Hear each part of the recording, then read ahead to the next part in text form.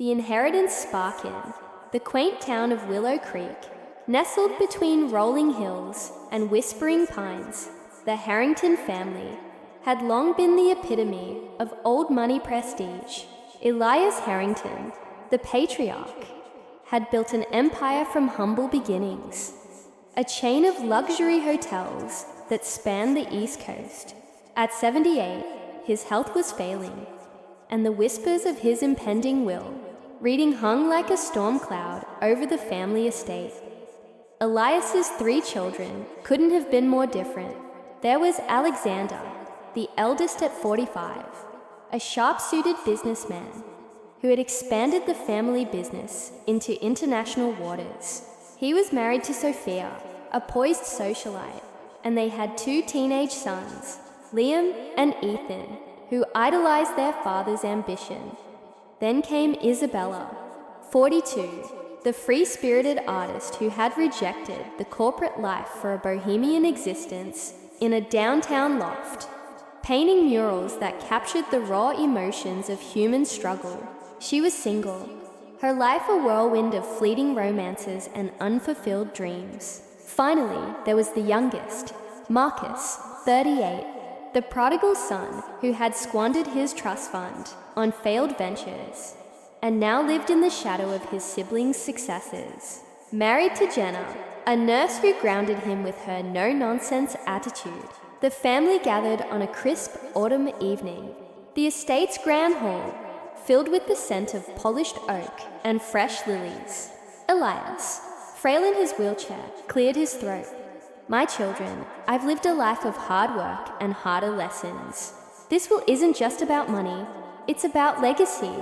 As the lawyer read the document, gasps echoed.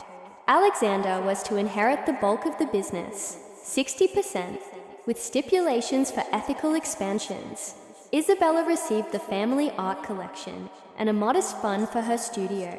Marcus, a mere 10%, conditional on completing a business course and proving financial responsibility. The remaining 30% went to a charity Elias had founded for underprivileged youth. The room erupted. Marcus slammed his fist on the table. This is bullshit, Dad. You've always favored Alex because he's your mini-me. What about me? I've tried. Isabella rolled her eyes. Tried? You've partied away millions, Mark. At least I built something with my hands. Alexander remained stoic, but inside, he seethed. He had sacrificed family time for the business, and now his siblings acted entitled. Sophia squeezed his hand, whispering, "We earned this." That night, the disputes began in earnest. Marcus stormed out, vowing to contest the will. Isabella accused Alexander of influencing Elias during his weak moments. The seeds of a family feud were sown, one that would unravel secrets buried for decades. Sibling rivalries, Ignite Weeks turned into months, and the Harringtons' disputes escalated. Marcus, fueled by resentment, hired a lawyer to challenge the will on grounds of undue influence. Alexander was always in Dad's ear, he argued in court filings. The media caught wind. Billionaires' heirs in bitter battle screamed headlines, trending on social media with Tuss's Harrington feud. Alexander, defending his position, countered with evidence of Marcus's past addictions and failed investments. He's not ready for this responsibility, he told Sophia over late-night whiskey. But privately, Alexander harbored guilt. As kids, he had protected Marcus from their father's strict discipline. But now, business trumped brotherhood. Isabella, caught in the middle, tried mediating. She hosted a family dinner at her loft, candles flickering against her vibrant paintings.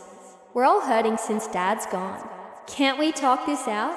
But old wounds reopened. Marcus accused Isabella of being the favorite daughter who never had to work a real job. You paint pretty pictures while I scrape by. Isabella fired back. And you? Gambling away Mom's jewelry fund. Dad knew you'd blow it all. Sophia, ever the peacemaker, suggested therapy, but Alexander dismissed it. We don't air dirty laundry to strangers. The dinner ended in shouts. Plates shattered. Jenna, Marcus's wife, pulled him away, tears in her eyes. "This is tearing us apart. Think about our kids."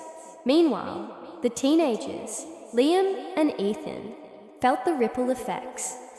At school, whispers followed them. "Your family's falling apart."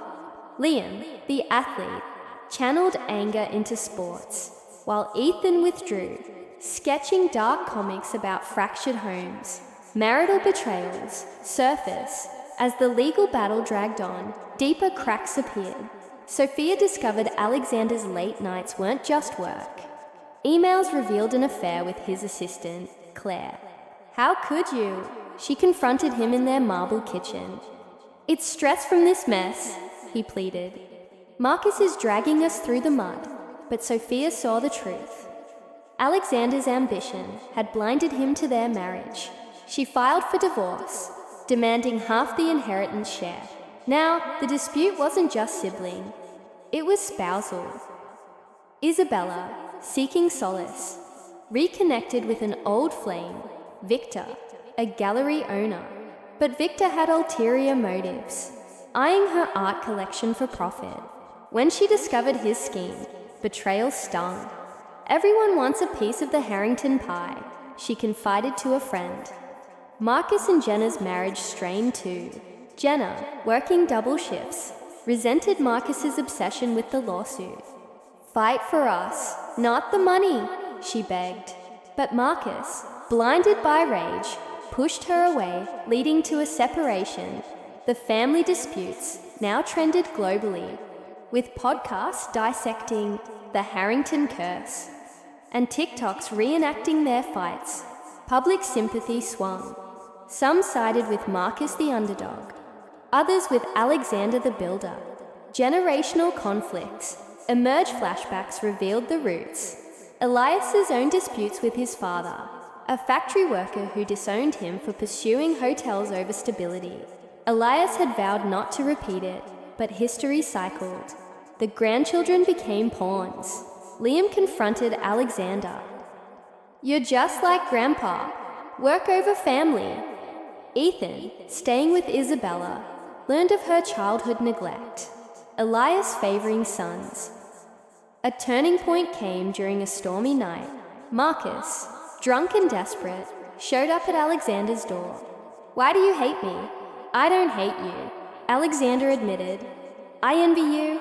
You lived free while I carried the weight." Tears flowed, but pride halted reconciliation. The breaking point court day arrived. Witnesses testified.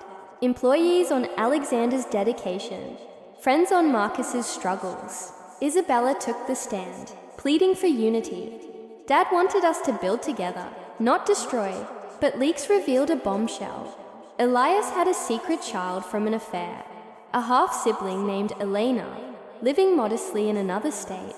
The will's charity clause was a cover to support her anonymously. Chaos ensued. How could Dad hide this? Isabella wept. Marcus saw opportunity.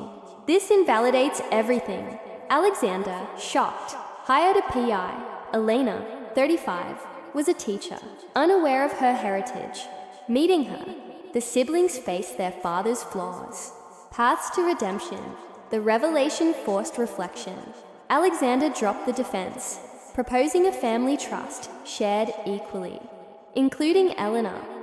"Dad's mistakes don't define us." Isabella embraced Elena, finding a sister in art and spirit. Marcus, humbled, entered rehab, reconciling with Jenna. Therapy sessions followed, unpacking decades of resentment. Sophia and Alexander divorced amicably, co-parenting with grace. Years later, the Harringtons co-managed the empire ethically, the charity thriving under Elena's lid. Disputes faded into lessons, bonds reforged. The end. Not quite. Family disputes linger, but now, with love as the anchor,